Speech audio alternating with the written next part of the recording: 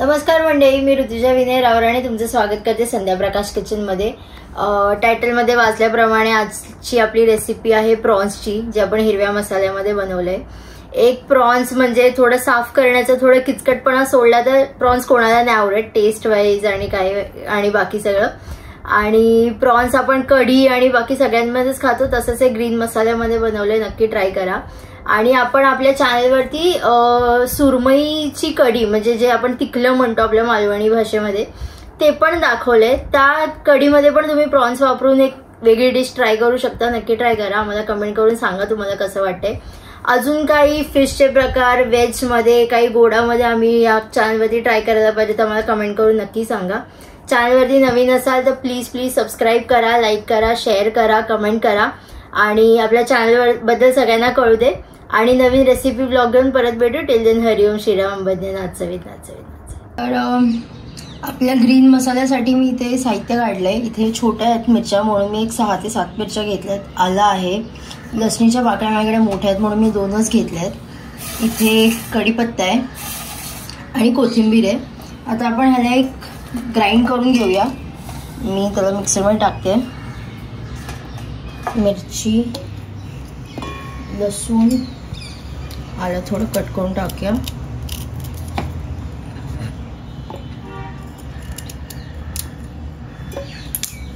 कढीपत्ता टाकते। तुम्हाला जर मच्छीच्या मसाल्यामध्ये कढीपत्त्याचा फ्रेग्रन्स आवडत असेल तर नक्की कमेंट करून सांगा, मला तो खूप आवडतो। कोथिंबीर,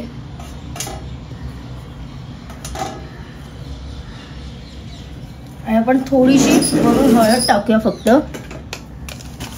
त्याने काय होईल की छान कलर येईल आपल्या मसाल्याला। थोडीच टाकते मी आता, कारण आपण नंतर जेव्हा कांदा भाजणार तेव्हा आपण त्याच्यामध्ये हळद टाकणार आहे आपण। स्वतःला आपण एक मिक्सरमधून काढून घेऊया। इथे आपला हिरवा मसाला तयार आहे।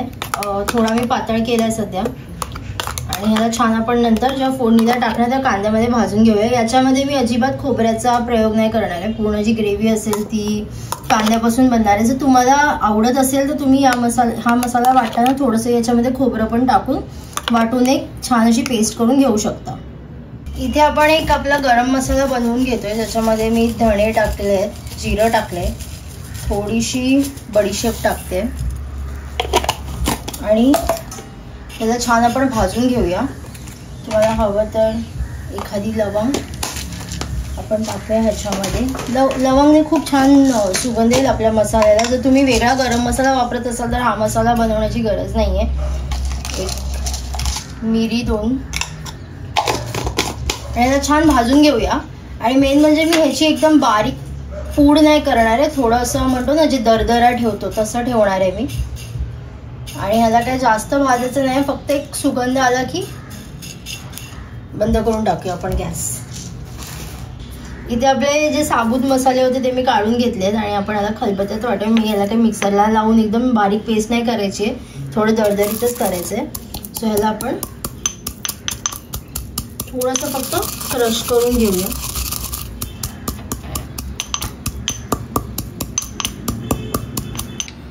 इथे छान आपण अशी कोलमी आपली साफ करून घेतलेली आहे, मस्तपैकी त्याचा धागा काढलेला आहे आपण। आणि आपण ह्याला आता मॅरिनेट करूया। मी थोडंसं त्याच्यामध्ये आले लसूण टाकते।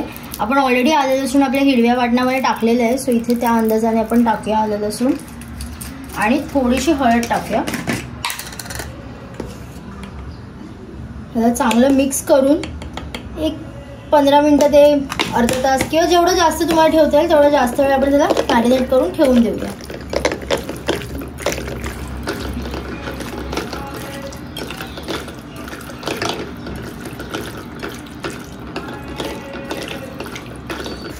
आपण इथे तेल गरम करत ठेवले, त्याच्यामध्ये मी दालचिनी टाकते आणि थोडंसं तमालपत्र, थोडंसं ते भाजून येऊ दे।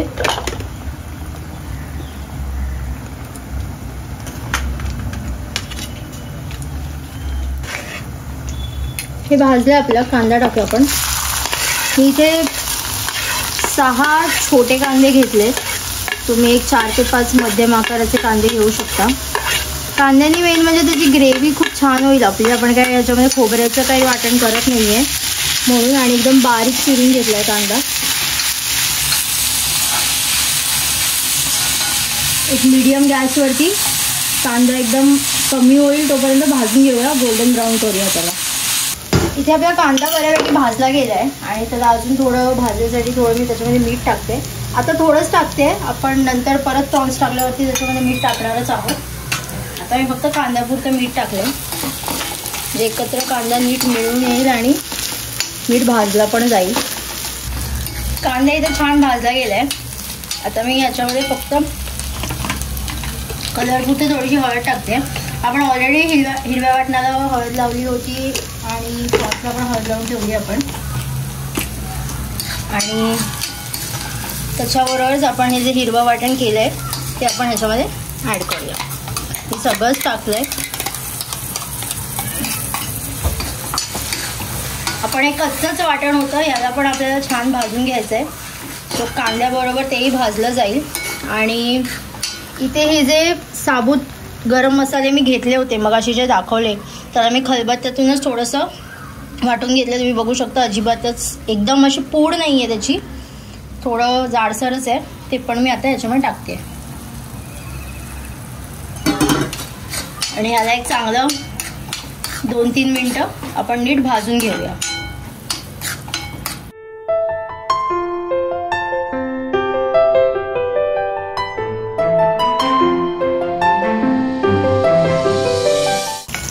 इथे आपला हिरवा मसाला तयार आहे. त्याला मी एक चांगलं 3-4 मिनटं नीट भाजून घेतलं. मी याच्यामध्ये पाणी तसं म्हटलं तर फक्त जे मिक्सर धुवून जे पाणी आलं तेवढंच टाकलं आहे. मी अजून ह्याच्यामध्ये आत्ता सध्या तरी एक्स्ट्रा पाणी नाही टाकलं आहे, कारण आपण कोलमी ॲड करणार आहे आता आणि कोलमी पाणी सोडणार. त्याच्यानंतर जर आपल्याला वाटलं की आपल्याला अजून पातळ हवं आहे तर आपण करू शकतो, पण आता मी फक्त ही कोलमी सोडते आहे. छान मिक्स करूया. प्रत्येक कोलमीला असं मस्तपैकी मसाला लागला पाहिजे. सध्या मी गॅस मीडियम फास्ट ठेवला आहे, एकदम फास्ट नाही आहे गॅस. आणि आता मच्छी आहे म्हणजे तिथे मालवणी घरामध्ये कोकम आलंच पाहिजे. कोकम मी थोडं टाकते याच्यामध्ये आणि मग त्याला आपण एक छान वाफ काढून घेऊया. मिक्स करूया आणि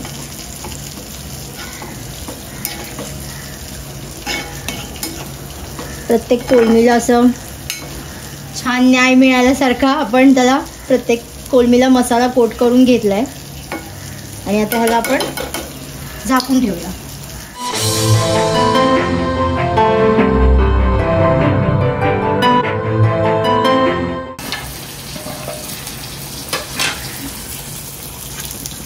आपण अजिबात पाणी नाही टाकलं, हे सगळं कोलमीने सोडलेलं पाणी आहे. आणि आता आपल्याला त्याच्यामध्ये पाण्याची अजिबात गरज नाही आहे, फक्त आपण मीठ टाकूया थोडंसं. कोलमी शिजलेली आहे, तुम्हाला दिसत असेल. कोलमी शिजली की अशी गोल होते. एक थोडंसं मीठ टाकूया चवीपुरतं आणि एक वाफ काढून घेतली की आपलं हिरव्या मसाल्यातली कोलमी तयार आहे. थोडीशी मी वरून कोथिंबीर टाकते.